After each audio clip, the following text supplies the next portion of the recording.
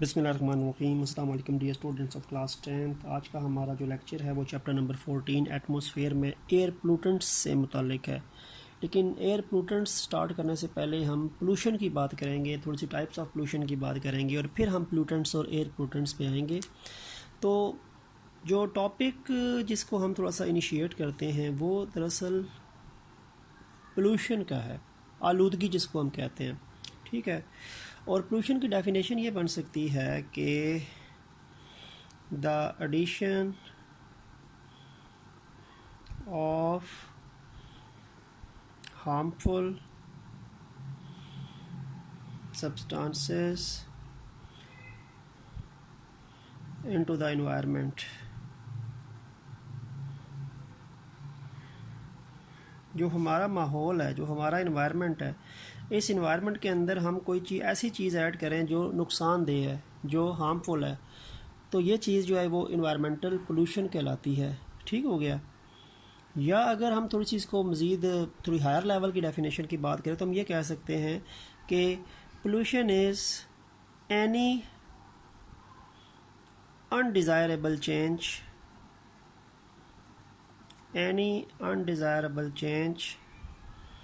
in environment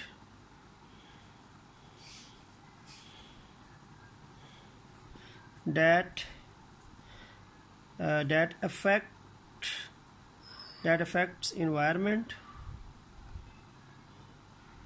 as well as living organisms। ठीक हो गया। तो माहौल के अंदर कोई ऐसी चीज़ ऐड हो जाना जिसका माहौल के लिए नुकसान हो, या माहौल के अंदर ऐसी अनडिज़ायरेबल चेंज जो माहौल के लिए भी नुकसानदेह हो और उसमें बसने वाले ऑर्गेनिज़म्स के लिए भी नुकसानदेह हो, तो ये चीज़ जो है ये पोल्यूशन कहलाती है। इसको हम आलूदगी कहते हैं। ठीक हो गया। और फिर मैं आपको ये बताता हूँ कि पोल्यूशन जो है वो फिर उसको हम कुछ कैटेगरी वाइज देखें तो पोल्यूशन के अंदर वाटर पोल्यूशन है, आबी आलूदगी, पानी की आलूदगी। इसमें एयर पोल्यूशन है। ठीक हो गया। और इसमें सॉयल पोल्यूशन है। अच्छा, सॉयल पोल्यूशन को हम लैंड पोल्यूशन भी कहते हैं।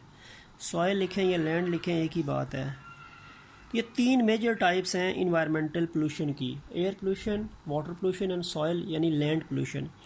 अब ये जो पोल्यूशन होती है ना, ये पोल्यूशन जो चीज़ प्रोड्यूस करती है, जैसे मैंने लिखा ना हार्मफुल सब्सटेंस, तो वो चीज़ जो पोल्यूशन फैलाती है उसको हम पोल्यूटेंट कहते हैं। तो पोल्यूटेंट क्या होता है? पोल्यूटेंट जो है, pollutant is anything that causes pollution. तो पोल्यूटेंट जो है वो हार्मफुल सब्सटेंस है जो पोल्यूशन फैलाएगा। ठीक है। तो पोल्यूटेंट की डेफिनेशन ये हो जाएगी कि अगर मैं इसको लिखना चाहूँ कि pollutant is the harmful substance that causes pollution. Pollutant वो हार्मफुल सब्सटेंस होता है जो कि पोल्यूशन फैलाता है। तो पोल्यूशन फैलाने वाले सब्सटेंस को हम क्या कहते हैं? पोल्यूटेंट कहते हैं। तो जो एयर पोल्यूशन फैलाएगा वो एयर पोल्यूटेंट होगा, जो वाटर पोल्यूशन फैलाएगा वो वाटर पोल्यूटेंट होगा, और जो सॉयल या लैंड पोल्यूशन फैलाएगा वो सॉयल या लैंड पोल्यूटेंट होगा। अब आते हैं हम जी एयर पोल्यूटेंट पे आते हैं, क्योंकि हमारा जो ये चैप्टर है वो एटमॉस्फेयर के मुतालिक है ना। हमारा चैप्टर बेसिकली ये एटमॉस्फेयर के मुतालिक है। तो इस चैप्टर में हमने एयर पोल्यूशन की बात करनी है, और एयर पोल्यूशन फैलाने वाला जो सब्सटेंस है, एयर पोल्यूटेंट्स, उनकी बात करेंगे। वो कौन कौन से सब्सटेंसेस हैं जो एयर पोल्यूशन फैलाते हैं। माहौलियाती आलूदगी में जो फ़ज़ाई आलूदगी है वो एयर पोल्यूशन कहलाती है। तो फ़ज़ाई आलूदगी फैलाने वाले एजेंट्स को हम कहते हैं एयर पोल्यूटेंट्स। तो वो कौन कौन से एजेंट्स हैं जो एयर पोल्यूटेंट्स हैं? अच्छा, एयर पोल्यूटेंट्स जो हैं इसमें बेतहाशा कैटेगरीज जो है वो आ जाती है। इसके अंदर, इन पोल्यूटेंट्स के अंदर एक तो डिफरेंट गैसेस आ जाती हैं। ठीक है, बेतहाशा गैसेस हैं वो भी इसमें आ जाएंगी। कुछ आप कह सकते हैं कि अब उन गैसेस के अंदर हम अगर देखें तो सल्फ़र की गैसेस हैं, ऑक्साइड्स ऑफ सल्फ़र, SOX लिखता हूँ मैं क्योंकि इसमें दो गैसेस आ जाती हैं, SO2 और SO3 ये एज आ इन्वायरमेंटल या एयर पोल्यूटेंट्स के तौर पे यूज़ होती हैं। इन गैसेस के अंदर इसी तरह नाइट्रोजन के ऑक्साइड्स होते हैं, उनको NOx लिखता हूँ क्योंकि इसमें भी दो ऑक्साइड्स हैं, NO और NO2। ठीक हो गया। NOx का मतलब है दोनों, नाइट्रिक NO भी और NO2 भी, और SOx का मतलब भी दोनों आ जाएंगे, SO2 और SO3 भी आ जाएगा। इन्हीं गैसेस में बेटा आ जाएगा कार्बन मोनोऑक्साइड आ जाएगी, CO आ जाएगी। इन्हीं गैसेस के अंदर मीथेन आ जाएगी, ये भी एयर पोल्यूटेंट्स हैं। इन्हीं के अंदर क्या हो जाएगी, लेड कंपाउंड्स आएंगे, लेड के कंपाउंड्स जो हवा के अंदर पार्टिकुलेट मैटर के अंदर आते हैं। और इसी के अंदर ओजोन आ जाएगी। ओजोन एक प्रोटेक्टेड लेयर है, लेकिन अगर ओजोन आपके ट्रोपोस्फेयर में है ना, ओजोन स्ट्रेटोस्फेयर में होती है और नेचुरली उसकी प्रेजेंस है, लेकिन अगर ओजोन ट्रोपोस्फेयर में है तो वो एज अ पोल्यूटेंट गैस जो है वो एक्ट करती है। तो ये डिफरेंट एयर पोल्यूटेंट्स हैं, सल्फ़र के ऑक्साइड्स हैं, नाइट्रोजन के ऑक्साइड्स हैं, कार्बन मोनोऑक्साइड है, मीथेन है, लेड के कंपाउंड्स हैं, ओजोन है। ठीक है, तो these are different types of. अच्छा, एक और भी है, इसमें है क्लोरोफ्लोरोकार्बन्स, CFCs, क्लोरोफ्लोरोकार्बन्स भी इसमें मौजूद हैं। तो ये डिफरेंट एयर पोल्यूटेंट्स की आप कह सकते हैं कि कैटेगरीज हैं। अब इनको अगर हम वन बाय वन पढ़ें, सबसे पहले हम ऑक्साइड्स वाली देखते हैं। मैं लिखता हूँ जी, ऑक्साइड्स ऑफ सल्फ़र सबसे पहला एयर पोल्यूटेंट,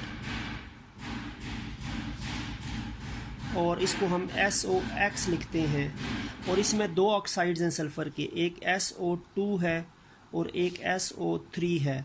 SO2 जो है ये है बेटा सल्फ़र डाइऑक्साइड, और SO3 है सल्फ़र ट्राइऑक्साइड। अब ये जो सल्फ़र के ऑक्साइड्स हैं, SO2 हैं या SO3 हैं, ये बेसिकली कैसे प्रोड्यूसेस होते हैं, या इनके बनने का अमल क्या होता है।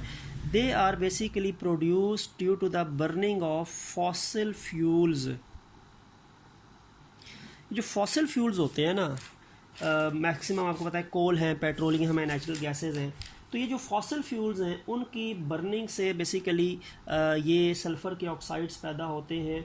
और वो सल्फ़र के ऑक्साइड्स जो मैक्सिमम जो फॉसिल फ्यूल लिबरेट करता है वो कोल है, कोयले से। कोयले में जो कोल है वो भी फॉसिल फ्यूल है, और जब कोयला बर्न होता है, उसकी कंबस्चन होती है, तो ये सल्फ़र के ऑक्साइड्स जो है वो प्रोड्यूस करता है। और कोल की बर्निंग जो होती है वो मैक्सिमम पावर स्टेशंस में होती है, थर्मल पावर स्टेशंस में होती है। ठीक है, तो मैं लिखता हूँ कि ये जो थर्मल पावर स्टेशंस हैं, थर्मल पावर स्टेशंस, जिन थर्मल पावर स्टेशंस में कोल प्रोड्यूस होता है, कोल यूज़ होता है, तो कोल की बर्निंग से एज आ फ्लूटेंट के तौर पे ये ऑक्साइड्स जो हैं वो बनते हैं। ठीक है, तो ये तो इसकी फॉर्मेशन होगी। तो सबसे पहले क्या होगा, ये जो कोल है ना, इस कोल में ज़ाहिर बात है सल्फ़र भी होता है, और भी कंपाउंड्स है, लेकिन ये कोल में जो सल्फ़र है, सबसे पहले ये बर्न होगा तो सल्फ़र ऑक्सीजन से के साथ मिलेगा तो सल्फ़र डाइऑक्साइड बनेगी। ठीक हो गया। फिर सल्फ़र डाइऑक्साइड जो होगी ये फर्दर ऑक्सीजन से रिएक्ट करेगा तो ये सल्फ़र ट्राइऑक्साइड बनेगा। बैलेंस करने के लिए यहाँ पे टूल लगाना पड़ेगा। और उसके बाद बेटा ये सल्फ़र ट्राइऑक्साइड मज़ीद वाटर के साथ मिलेगा, ऊपर जो एटमॉस्फेयर में वाटर वेपर्स होते हैं, ये फिर H2SO4 बनेगा, ये H2SO4 भी बनता है। तो यानी आपको देखो कि ये सल्फ़र कोल का हिस्सा था। इस सल्फ़र को बर्न किया गया, कोल के अंदर को बर्न किया गया तो सल्फ़र डाइऑक्साइड बनी। सल्फ़र डाइऑक्साइड को फर्दर वाटर ऑक्सीजन से मिला गया तो सल्फ़र ट्राइऑक्साइड बनी, और फिर सल्फ़र ट्राइऑक्साइड वाटर के साथ मिलके सल्फ्यूरिक एसिड बनेगा। और ये सल्फ्यूरिक एसिड जो है it is basically the major cause of acid rain. ये एसिड रेन भी फैलाएगा। तो एसिड रेन के अंदर सल्फ्यूरिक एसिड भी होता है अलॉन्ग विद नाइट्रिक एसिड। तो एसिड रेन की भी वजह है, तो वो भी एज ए पोल्यूटेंट के तौर पे आता है। बाकी जो तो ये दो गैसेस जो है ना, सल्फर डाइऑक्साइड और सल्फर ट्राइऑक्साइड, इन गैसेस को भी अगर इनहेल करें तो भी नुकसान है। इन गैसेस को इनहेल किया जाए तो डिफरेंट रिस्पायरेटरी डिसऑर्डर्स होते हैं, एस्थमा, दमा होता है, ब्रोंकाइटिस होता है, एम्फिसिमा होता है। तो इनकी इनहेलिंग भी बड़ी नुकसानदेह है। If you inhale these gases then they will causes different respiratory orders such as asthma, such as bronchitis and such as emphysema। ठीक है। तो ये रिस्पिरेटरी ऑर्डर्स भी डिसऑर्डर्स भी कॉज करेंगी, और साथ साथ ये जब वाटर के साथ मिलेगा SO3 तो ये फिर सल्फ्यूरिक एसिड भी बनाएगा। ठीक है। तो ये आपको इसके पोल्यूशन के किस तरह ये असर करता है और एयर की क्वालिटी को ख़राब करता है, कैसे प्रोड्यूस होता है, वो आपको आइडिया हो गया। उसके बाद सेकंड नंबर पे बेटा जो आपके पास ये हैं पोल्यूटेंट्स हैं, they are oxides of carbon में कार्बन मोनोक्साइड, ये भी एयर पोल्यूटेंट है, गैस है, CO इसका फार्मूला है। और जब कार्बन बर्न होती है और ऑक्सीजन उसको लेस अमाउंट में मिलती है, कम मिकदार में मिलती है, तो फिर उसके नतीजे में कार्बन मोनोक्साइड बनती है। ठीक है। तो कार्बन को अगर कम मिकदार में ऑक्सीजन मिलती है तो कार्बन मोनोक्साइड बनती है। बैलेंस करने के लिए आप इधर और इधर 2 लगा दें। अगर ज़्यादा मिकदार में मिलती है ना कार्बन को, अगर ऑक्सीजन हाई कंसंट्रेशन में मिलती है तो ये कार्बन डाइऑक्साइड बनाती है, लेकिन अगर कार्बन को ऑक्सीजन लेस मिकदार में मिलती है तो कार्बन मोनोक्साइड बनती है। ठीक है। तो ये कार्बन के जो ऑक्साइड्स होते हैं इनमें डाइऑक्साइड भी और मोनोक्साइड भी, लेकिन हम मोनोक्साइड की बात करें तो ये लेस ऑक्सीजन की प्रेजेंस में अगर कंबस्टन होती है कार्बन की तो फिर कार्बन मोनोक्साइड बनती है।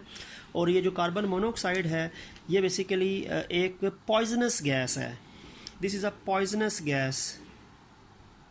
ये पॉइजनस गैस क्यों है?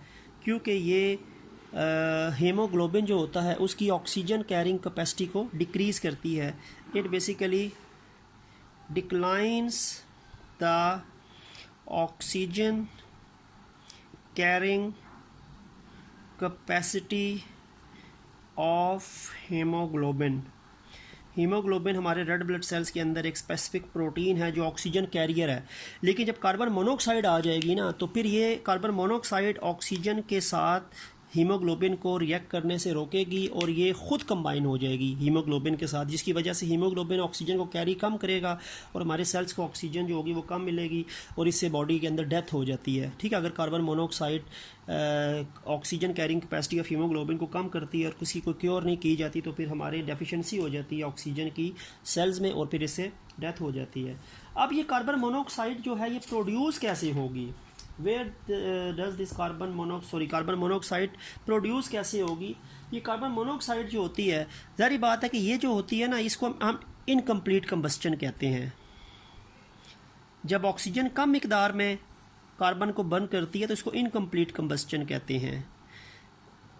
और ये जो नीचे है जब एक्सेस मिकदार में होती है तो ये कंप्लीट कंबस्टन होती है। तो ऑक्सीजन यानी कार्बन की इनकम्प्लीट कंबस्टन के नतीजे में कार्बन मोनोक्साइड बनेगी। और ये इनकम्प्लीट कंबस्टन कहाँ कहाँ हो सकती है? ये इनकम्प्लीट कंबस्टन जो है ये हो सकती है जब वुड बर्न होती है, लकड़ी के अंदर भी कार्बन है, जब उसको इनकम्प्लीट ऑक्सीजन लेस मिलेगी तो इनकम्प्लीट कंबस्टन वुड की होगी। ठीक हो गया।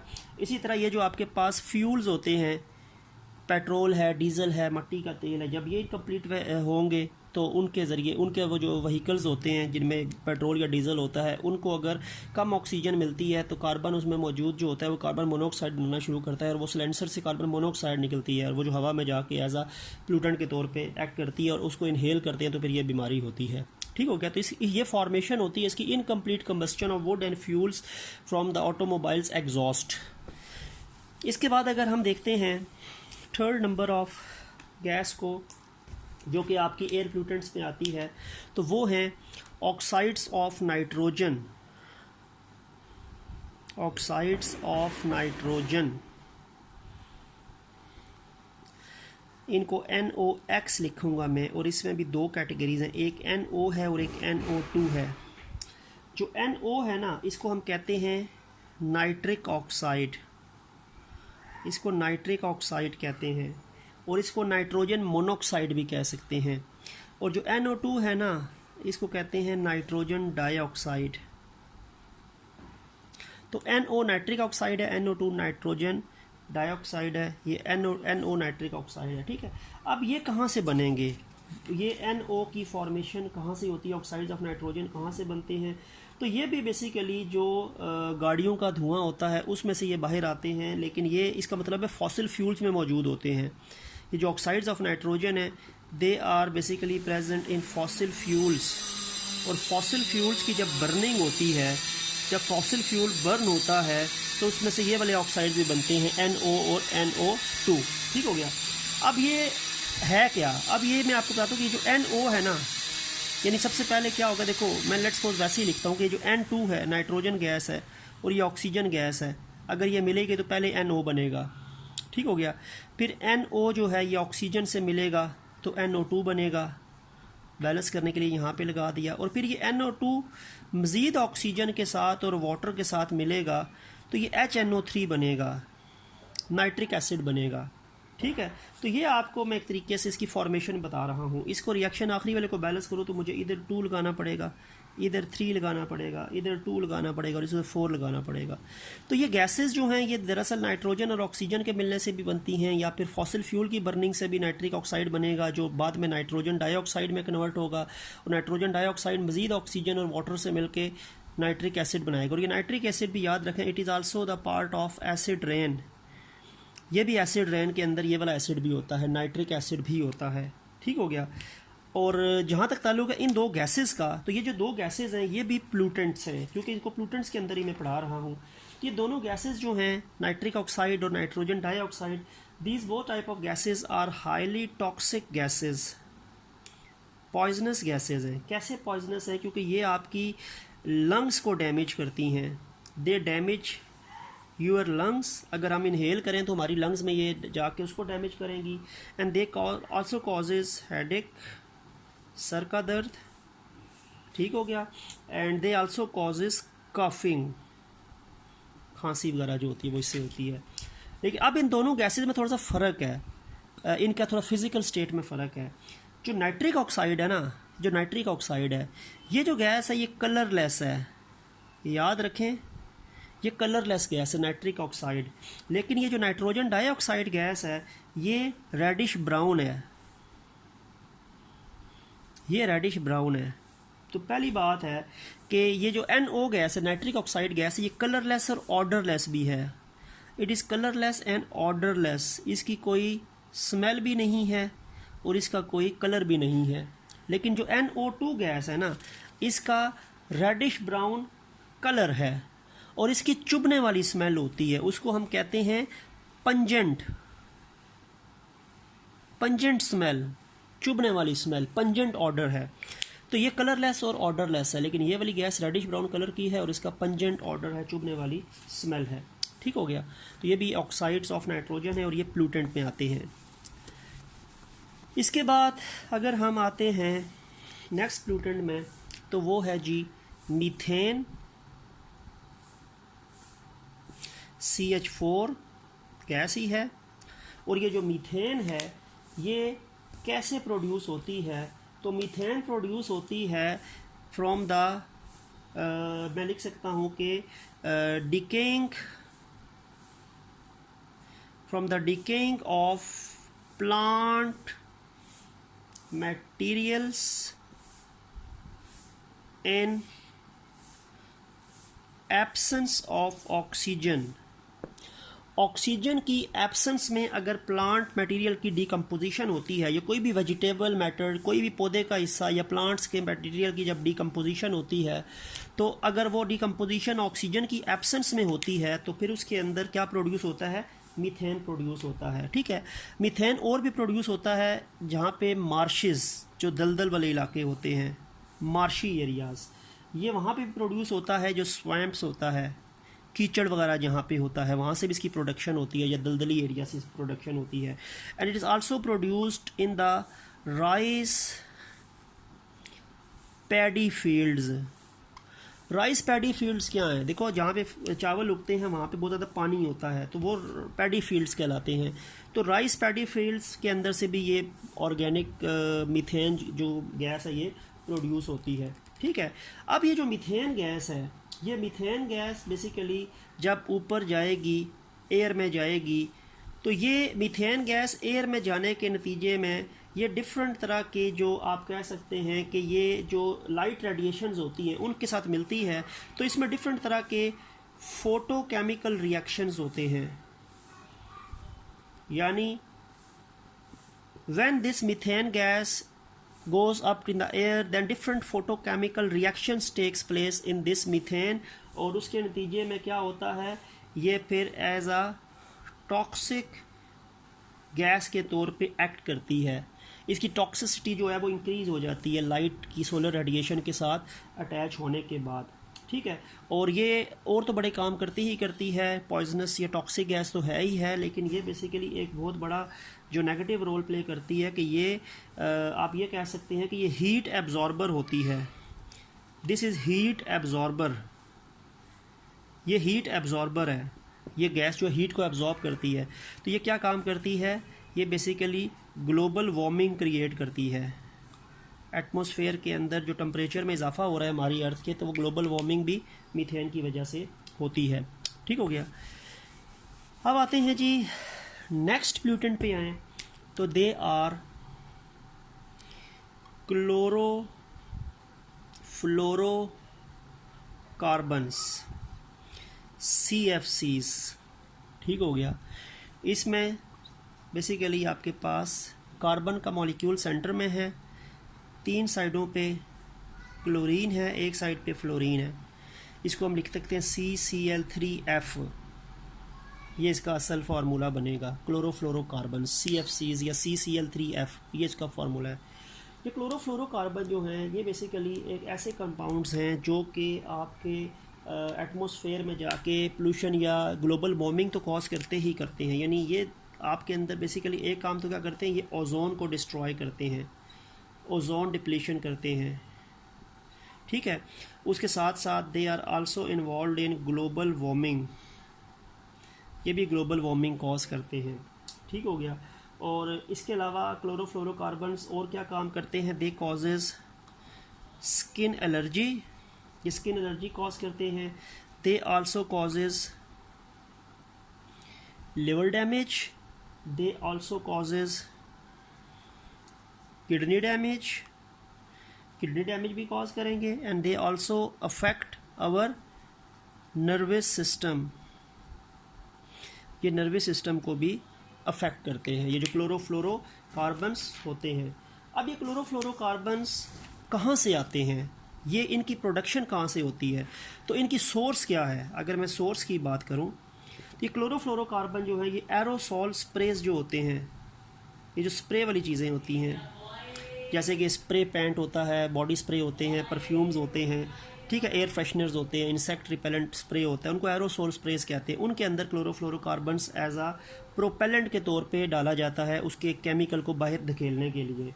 और इसके अलावा दे आर आल्सो यूज्ड, ये रेफ्रिजरेंट्स के अंदर भी होते हैं,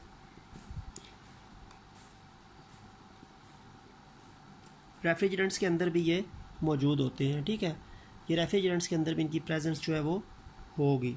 और इसके अलावा ये जो एयर कंडीशनिंग सिस्टम होता है, एयर कंडीशनिंग सिस्टम जो है उसके अंदर भी ये प्रेजेंट होंगे, मौजूद होंगे, CFC वहाँ से भी ये रिलीज़ होते हैं, ठीक है। तो ये आपके पास इनकी सोर्सेज आ गई। इसके बाद अगर हम देखते हैं, आपको बताते हैं जी नेक्स्ट प्लूटेंट पे आते हैं। तो नेक्स्ट प्लूटेंट जो हमारा बनता है इसके बाद, जो आपकी बुक पे मेंशन है, they are lead compounds, they are lead compounds. अच्छा, लेड कंपाउंड्स जो हैं वो बेसिकली क्या हैं, लेड कंपाउंड्स जो हैं वो ये होता है कि लेड पार्टिकल्स होते हैं, लेड के पार्टिकल्स होते हैं, लेड पार्टिकल्स जो एयर में एज आ पार्टिकुलेट मैटर के तौर पे एग्जिस्ट करते हैं, ठीक है। Particulate matter of lead in the air is known as lead compounds, जो एज अ प्लूटेंट के तौर पे एक्ट करेंगे, ठीक हो गया। और ये बेसिकली कहाँ से प्रोड्यूस होंगे, ये जो आपके पास, ये मैं आपको बता दूं कि ये जो पेट्रोल होता है जिसको हम गैसोलीन कहते हैं, इस पेट्रोल के अंदर टेट्रा इथाइल लेड ऐड किया जाता है थोड़ी सी क्वालिटी बेहतर बनाने के लिए। Tetra ethyl lead, C2H5 ethyl है 4 दफ़ा टेट्रा, और ये लेड है। टेट्रा इथाइल लेड इस पेट्रोल या गैसोलीन में ऐड किया जाता है, और जब ये पेट्रोल की जब इसकी कंबस्चन होती है जब ये पेट्रोल बर्न होता है, कंबस्चन होती है, तो उसके नतीजे में ये जो लेड के पार्टिकल्स जो हैं ये निकलते हैं और वो एयर में जाते हैं और वो डिफरेंट डिजीज़ जो है वो कॉज करते हैं। ठीक है, वो कौन कौन सी, मैक्सिमम तो इसका इफेक्ट हर जगह पे होता है, लेकिन ये जो लेड कंपाउंड्स होते हैं ये बेसिकली लेड ऑक्साइड्स की शक्ल में होते हैं। तो ये दरअसल ख़ास तौर पे जो छोटे बच्चे होते हैं उनकी ब्रेन डेवलपमेंट को अफेक्ट करते हैं। They affect the brain development in childrens. Humans के अंदर, अडल्ट्स में भी करेंगे, लेकिन छोटे बच्चों में ब्रेन की डेवलपमेंट को ये चीज़ अफेक्ट करती है। जो लेड के कंपाउंड्स एटमॉस्फेयर में जाते हैं पेट्रोल की बर्निंग के नतीजे में पार्टिकुलेट मैटर की शक्ल में, और ये पेट्रोल में टेट्राइथाइल लेड ऐड होता है जिसकी बर्निंग से ये लेड पार्टिकल्स एटमॉस्फेयर में जाके डिजीज़ कॉज करते हैं, ब्रेन डेवलपमेंट स्पेशली बच्चों में। और एक लास्ट पोल्यूटेंट आपका यहाँ पे रह गया है which is ozone. Ozone O3 gas है और ओजोन स्ट्रेटोस्फियर में एज अ प्रोटेक्टिव लेयर है। अगर ओजोन स्ट्रेटोस्फियर में है तो ये पोल्यूटेंट नहीं है, लेकिन ओजोन अगर ट्रोपोस्फियर में है, अगर बन रही है ह्यूमन एक्टिविटीज़ की वजह से, then this is regarded as pollutant. तो ozone is not a pollutant in stratosphere, but ozone is a pollutant if it is present in the troposphere. ठीक है, और ये जो ओजोन जो है it is light blue gas, यानी light blue, हल्के से ब्लू कलर की गैस है, और इसकी स्मेल भी होती है, अनप्लेजेंट ऑडर होता है इसका, बुरी सी स्मेल होती है। ठीक हो गया। और ट्रोपोस्फेयर में ये अगर ह्यूमन एक्टिविटीज़ की वजह से बन रही है, किसी भी एक्टिविटीज़ की वजह से, तो ये क्या कॉज करती है ह्यूमंस के अंदर? ये कॉज करती है ब्रीदिंग डिफ़िकल्टीज़, सांस लेने में मुश्किलात होती हैं अगर ओजोन को इनहेल किया जाए। ठीक हो गया। And it also causes respiratory disorder like asthma, and it also causes ice irritation, आँखों में चुभन होना शुरू हो जाती है अगर ओजोन जिस एरिया में मौजूद है, आइस इरिटेशन। और ये इसकी मैं कॉमन आपको एग्जांपल बताती है, अक्सर ये जो फोटोकॉपियर्स होती है, फोटोकॉपी मशीन्स होती है, जो प्रिंटर्स होते हैं, वहाँ पे ये ओजोन ज़्यादा बनती है। फोटोकॉपियर और प्रिंटर मशीन्स जहाँ पे होती हैं वहाँ पे ओजोन की फॉर्मेशन ज़्यादा होती है। और अगर आप किसी भी फ़ोटोकॉपी शॉप पे फ़ोटोकॉपी करवाने के लिए अगर 5-10 मिनट खड़े हो जाए तो आपकी आंखों में चुभन शुरू हो जाती है, क्योंकि उस मशीन के अंदर कुछ ऐसे रिएक्शंस होते हैं जो एटमॉस्फेयर के अंदर ऑक्सीजन को कन्वर्ट करना शुरू कर देते हैं ओजोन में। ठीक है, तो वो फिर आपको आइज इरिटेशन शुरू हो जाती है, that is because of the ozone. तो ये ओजोन भी एक एयर पोल्यूटेंट है अगर ये ट्रोपोस्फियर में बन रहा है। तो यहाँ पे हमारा टॉपिक एयर पोल्यूटेंट्स का जो है वो एंड हो गया। तो नेक्स्ट जो हमारा टॉपिक होगा नेक्स्ट वीडियो में वो सोर्सेज ऑफ एयर पोल्यूशन होगा, जो नेचुरल सोर्सेज भी होंगी और ह्यूमन एक्टिविटीज़ की वजह से भी होती हैं। तो नेक्स्ट लेक्चर तक के लिए अल्लाह हाफ़िज़।